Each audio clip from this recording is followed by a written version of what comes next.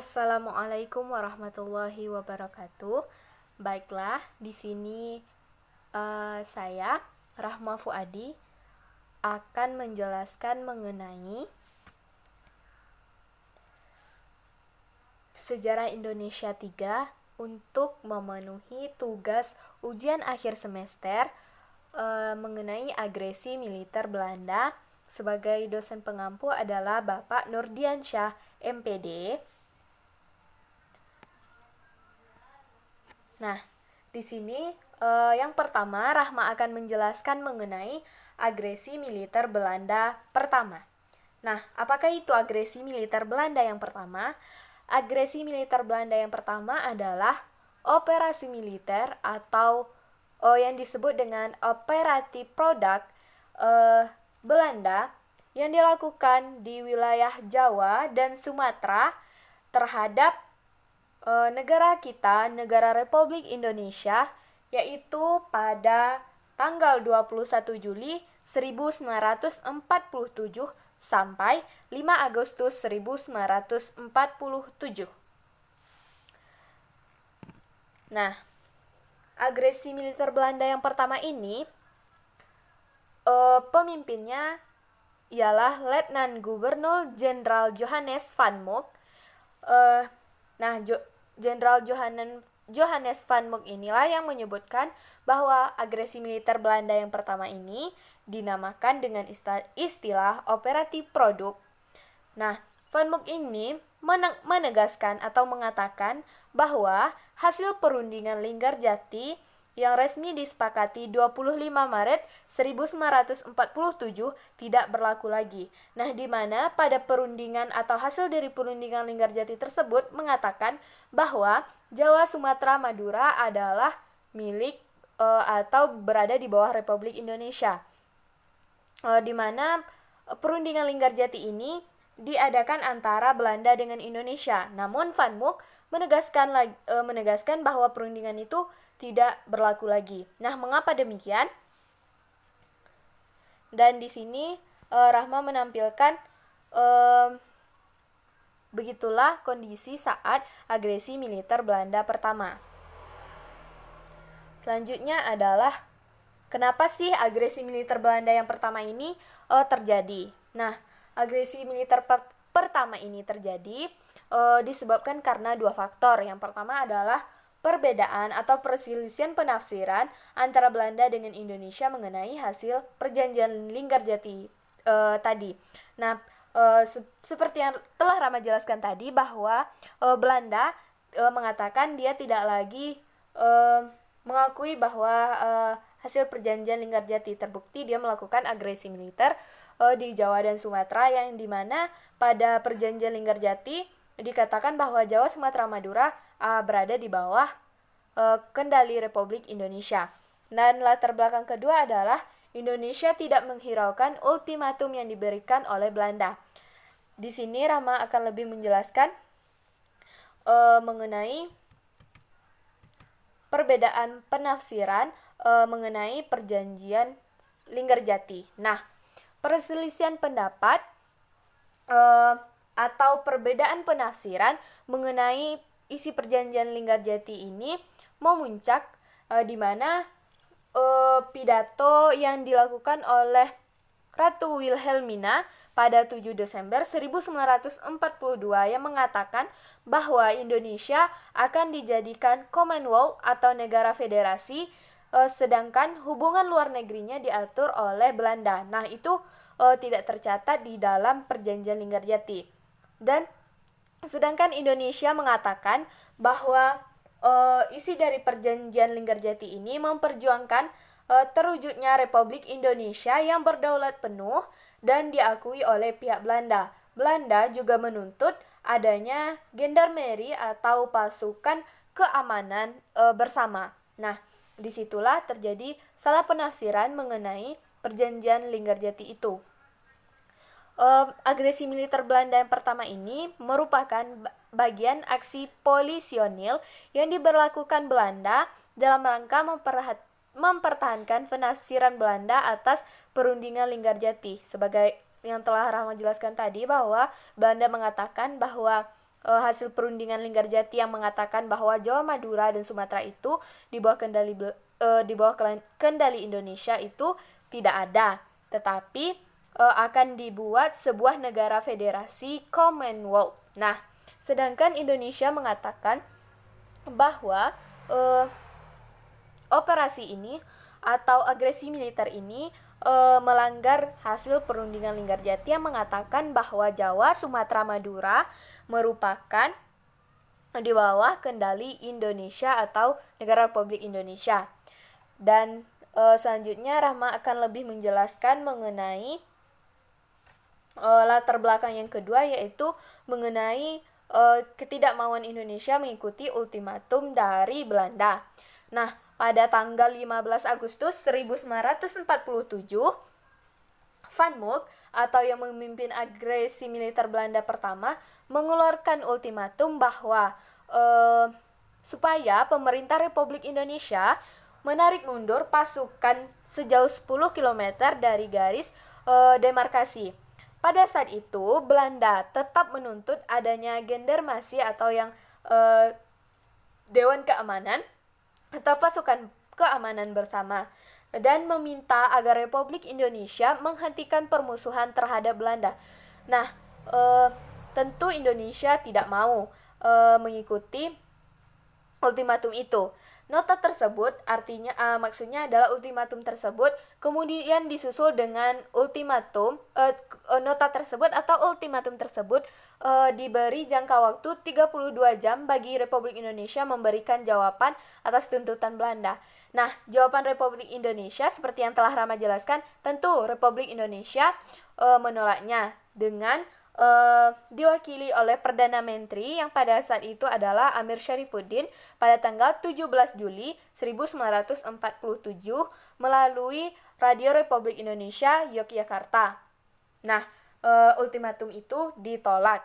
Nah, karena itulah karena ketidakmauan Indonesia mengikuti ultimatum atau arahan dari atau tidak mau mengikuti arahan dari Belanda, sehingga Belanda mengadakan operasi militer atau agresi militer Belanda yang pertama. Selanjutnya adalah tujuan utama agresi militer Belanda. Nah, tujuan utama agresi militer Belanda yang pertama, dan di situ telah terdapat kondisi Rahma lampirkan kondisi mengenai agresi militer Belanda. Nah, tujuan utama dari agresi militer Belanda itu ada dua. Yang pertama ialah ingin memiliki atau merebut sumber daya alam terutama minyak, dan juga ingin agar Republik Indonesia yang sudah merdeka kembali berada di bawah jajahan Belanda. Yang kedua adalah agresi militer Belanda ini ingin merebut daerah perkebunan yang kaya, di mana seperti yang telah kita ketahui bahwa Belanda datang ke Indonesia ingin merebut ada 3G, yaitu Gold, Glory, dan Gospel. Gold mencari kejayaan, Glory menyebar agama, Gospel dan menetapkan kekuasaannya. Dan karena itulah Belanda datang ke Indonesia dan merebut daerah perkebunan yang kaya. Seperti yang kita ketahui bahwa Belanda datang ke Indonesia ingin mencari rempah-rempah, ingin menetapkan kekuasaannya. Nah, untuk itu Belanda melakukan tahap-tahapan dalam melakukan agresi militer Belanda. Dan yang pertama dalam bidang politik, Belanda melakukan pengepungan ibu kota Republik Indonesia dan penghapusan Republik Indonesia dari peta. Artinya menghilangkan de facto Republik Indonesia. Yang kedua, melalui bidang ekonomi, yaitu Belanda merebut daerah-daerah perkebunan yang menghasilkan bahan makanan, seperti daerah beras yang menghasilkan beras di Jawa Barat dan Jawa Timur, dan yang menghasilkan bahan ekspor berupa perkebunan di Jawa Barat dan Jawa Timur dan juga Sumatera serta pertambangan di Sumatera juga. Dan yang ketiga ialah pada bidang militer. Belanda melakukan penghancuran Tentara Nasional Indonesia atau TNI. Selanjutnya adalah fokus serangan agresi militer Belanda yang pertama. Nah, seperti yang telah dijelaskan pada tujuan utama agresi militer Belanda, bahwa Belanda ingin merebut atau memiliki daerah-daerah yang menghasilkan bahan makanan dan menghancurkan Republik Indonesia. Nah, fokus serangannya ada 3 wilayah. Yang pertama adalah Sumatera Timur, karena bagian Sumatera itu menghasilkan bahan-bahan ekspor, perkebunan dan juga pertambangan. Yang kedua adalah wilayah Jawa Tengah, di mana Belanda ingin menguasai seluruh pantai utaranya. Dan yang ketiga adalah Jawa Timur, di mana Belanda ingin menguasai wilayah yang terdapat perkebunan tebu dan pabrik-pabrik gula. Dan juga ada beras di Jawa Timur, dan juga ada perkebunan atau bahan-bahan ekspor. Nah, selanjutnya Rama akan menjelaskan mengenai kronologi dan penyelesaian agresi militer Belanda yang pertama. Agresi militer Belanda pertama juga yang disebut oleh Van Mook adalah Operasi Product, ialah operasi militer setelah Indonesia merdeka. Nah, di sini Rama tampilkan mungkin gambarannya adalah tentara-tentara Belanda yang melecuti tentara atau tentara Indonesia atau Tentara Nasional Indonesia. Nah, kronologi atau jalannya dari agresi militer Belanda ini, yang pertama adalah pada tanggal 20 Juli 1947, Van Mook menyatakan bahwa Belanda sudah tidak terikat dengan perjanjian Linggarjati. Nah, seperti yang kita ketahui bahwa agresi militer Belanda dimulai pada tanggal 21 Juli 1947 dan diakhiri 5 Agustus 1947. Nah, pada tanggal 21 Juli 1947, agresi militer Belanda pun dilakukan, yaitu dimulai dengan sasaran Jawa dan Sumatera. Nah, dimulainya aksi polisionil atau agresi militer Belanda pertama di beberapa daerah seperti Jawa Timur dan sebagainya. Bahkan telah dilancarkan agresi atau operasi militer Belanda ini pada 21 Juli malam, sehingga dalam buku J. Amour menulis bahwa operasi militer Belanda ini dimulai pada tanggal 20 Juli 1947. Belanda pun berhasil menguasai atau menerobos daerah-daerah yang dikuasai oleh Republik Indonesia seperti Sumatera, Jawa Barat, Jawa Tengah, dan Jawa Timur. Nah, selanjutnya pemerintah Republik Indonesia beserta India nantinya dan juga Australia dan juga Australia mengadukan atau menyerahkan masalah mengenai Indonesia dengan Belanda ini kepada PBB yang dinilai melanggar perjanjian Linggarjati. Lalu, selanjutnya pada tanggal 4 Agustus 1947, setelah India dan Australia menyerahkan permasalahan mengenai Indonesia dan Belanda kepada PBB, PBB pun menyerahkan masalah ini kepada Dewan Keamanan PBB. Nah, tepatnya pada tanggal 28 Juli, India melalui Perdana Menterinya yaitu Nehru mengumumkan bahwa India akan menyerahkan situasi Indonesia kepada PBB. 2 hari kemudian, India dan Australia yaitu tanggal 30 Juli, India dan Australia membawa pertikaian antara Indonesia dengan Belanda itu ke hadapan PBB. Dan PBB pun menyerahkan kepada Dewan Keamanan PBB dan Dewan Keamanan PBB mengeluarkan resolusi dan menyerukan agar konflik dihentikan mulai 4 Agustus 1947. Artinya operasi agresi militer Belanda pertama telah dihentikan dimulai 4 Agustus 1947. Nah, berakhirnya agresi militer Belanda ini ditandai dengan berdirinya KTN. Apakah itu KTN? KTN adalah Komisi Tiga Negara. Nah, Komisi Tiga Negara ini berhasil mempertemukan kedua belah pihak, maksudnya adalah Indonesia dengan Belanda, untuk menandatangani persetujuan gencatan senjata dengan prinsip-prinsip politik yang telah disetujui bersama. Nah, pemerintah Indonesia pada saat KTN itu diwakili oleh Australia yang dipimpin oleh Richard Kirby, dan sedangkan Belanda diwakili oleh Belgia yaitu Paul van Zeeland, dan sebagai pihak penengah yaitu Amerika Serikat yang diwakili oleh Dr. Frank Graham. Nah, KTN dengan begitu, dengan adanya KTN berakhirnya agresi militer Belanda yang pertama, dan ditandatangani perjanjian bahwa menghentikan atau terjadinya gencatan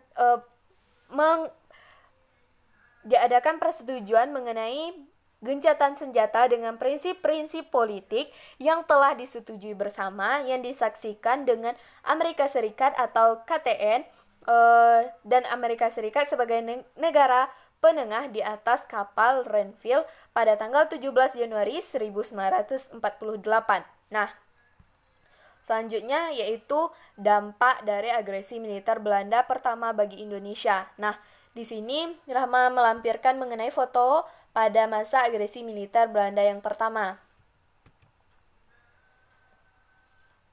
Nah, dampak positif atau akibat positif bagi Indonesia agresi militer pertama ini.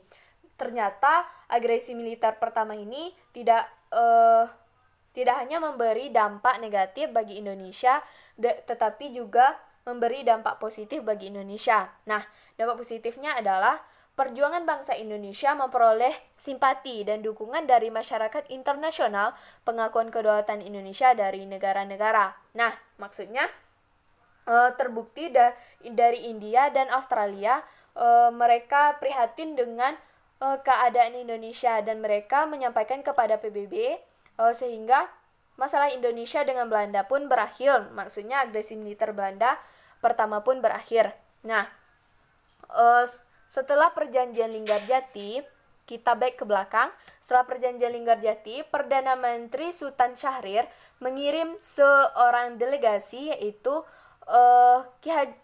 yang dipimpin oleh Ki Hajar Agus Salim ke negara-negara Islam di Timur Tengah.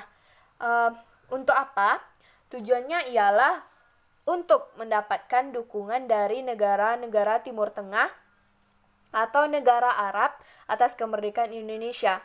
Misi tersebut berhasil dengan diakuinya Indonesia dan negara-negara Arab pun yang dikunjungi menyatakan mereka mengakui secara de jure atas kedaulatan Indonesia.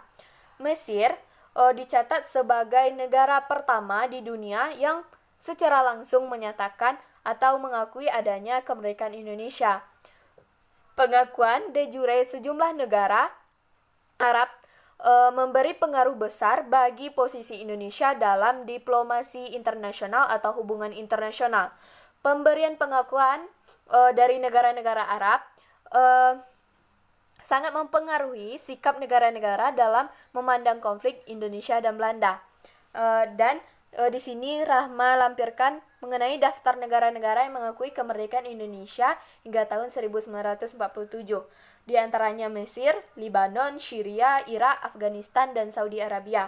Nah, dengan sesudah perjanjian Linggarjati, Sultan Syahrir mengirim delegasi yang dipimpin oleh Ki Hajar Agus Salim untuk meminta negara-negara Arab untuk mengakui secara de jure kedaulatan Indonesia.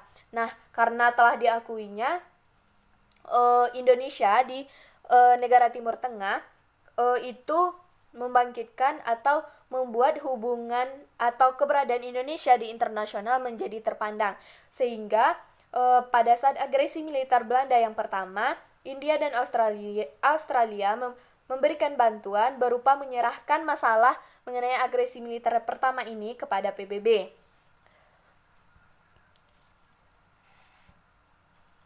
Selanjutnya adalah dampak dari agresi militer Belanda ini, yaitu dampak negatifnya.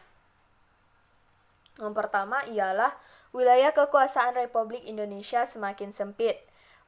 Itu tentu karena Belanda telah menguasai menerobos Jawa Timur, Sumatera, dan sebagainya.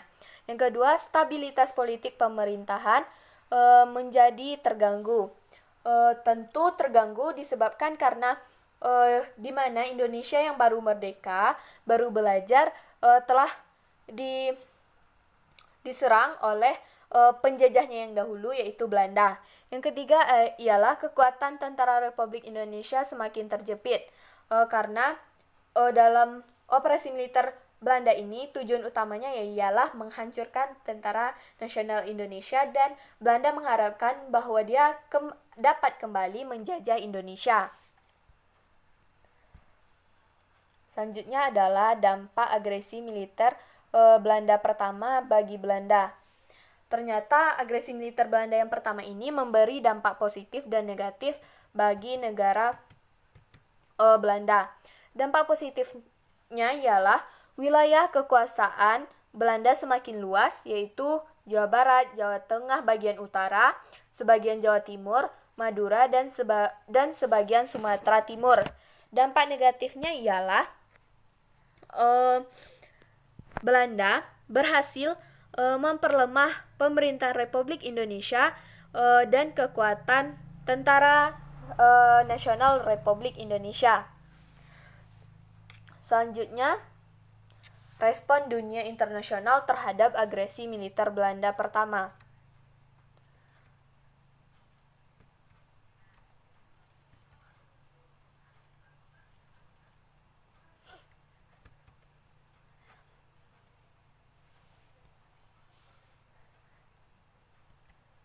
Maaf sebelumnya. Nah, dampak agresi militer Belanda ini bagi Belanda adalah ada dampak positif dan ada juga dampak negatifnya. Dampak positifnya ialah wilayah kekuasaan Belanda semakin luas dan seperti yang telah Rama sebutkan tadi, seperti Jawa Barat, Jawa Tengah bagian utara, sebagian Jawa Timur, Madura, dan sebagian Sumatera Timur. Yang kedua, Belanda dapat menguasai atau memperlemah keadaan Republik Indonesia dan memperlemah tentara Republik Indonesia. Dan dampak negatifnya, yang pertama, menimbulkan reaksi pertentangan dari dunia internasional, terutama PBB. Padahal pada waktu itu Indonesia telah merdeka, tetapi Belanda tetap ingin menguasai Indonesia. Yang kedua, berkurangnya dukungan negara-negara yang sebelumnya menjadi sekutu dari Belanda. Nah, selanjutnya respon dunia internasional terhadap agresi militer Belanda yang pertama. Respon dunia internasional, yaitu contohnya ialah India dan Belanda. Nah, India dan Australia. India dan Australia ini merasa prihatin terhadap keadaan Indonesia dan melaporkan masalah Indonesia dengan Belanda ini kepada PBB. Lalu PBB menyerahkannya kepada Dewan Keamanan PBB. Lalu Dewan Keamanan PBB membentuk KTN, Komisi Tiga Negara, yang terdiri dari Australia, Belgia, dan Amerika Serikat. Indonesia diwakili oleh Australia dan Belgia sebagai wakil dari Belanda dan Amerika Serikat sebagai penengah. Nah, hingga akhirnya KTN ini berhasil mengumpulkan dua negara, yaitu Indonesia dan Belanda, pada kapal Renville, dan disitulah terjadi persetujuan bahwa berhenti atau persetujuan gencatan senjata. dan berakhirnya agresi militer Belanda yang pertama. Nah, agresi militer Belanda yang pertama menjadi masalah bagi Indonesia dan dimasukkan ke dalam masalah Dewan Keamanan PBB pada tanggal 31 Juli 1947. Seperti yang telah Rama jelaskan bahwa India dan Australia mengusulkan bahwa berdasarkan pasal 39 Piagam PBB menyarankan kepada Dewan Keamanan PBB untuk mengambil tindakan terhadap masalah Indonesia dengan Belanda yang telah mengancam perdamaian dunia. Nah, tanggal 1 Agustus 1944, Dewan Keamanan PBB mengeluarkan seruan perhentian tembak-menembak antara Republik Indonesia dengan Belanda dan dimulai pada 4 Agustus. Artinya pada 4 Agustus itu agresi militer Belanda telah berhenti. Namun secara resminya berhenti 5 Agustus. Lalu, Dewan Keamanan PBB meminta Syahrir untuk berbicara di depan sidang PBB. Nah, Dewan Keamanan PBB kemudian menawarkan suatu komisi jasa guna atau bertujuan untuk menengahi konflik Republik Indonesia dengan Belanda. Akhirnya dibentuklah KTN tadi yang seperti yang telah Rama jelaskan. Nah, dapat disimpulkan bahwa respon dunia internasional terhadap agresi militer Belanda yang pertama berawal dari India dengan Australia kepada PBB, lalu PBB kepada Dewan Keamanan PBB, lalu dibentuklah KTN, dan KTN pun berhasil mempertemukan antara Indonesia dengan Belanda di kapal Renville, dan disitulah terjadi persetujuan gencatan senjata. Nah, dapat diambil kesimpulan bahwa Belanda merupakan seorang pengkhianat di mana dia telah mengadakan perjanjian dengan Indonesia dan mengakui bahwa wilayah Jawa, Sumatera, dan Madura adalah milik Indonesia, tetapi dia melanggar sendiri perjanjian yang telah dia buat. Nah, ini merupakan gambaran mengenai agresi militer Belanda yang pertama.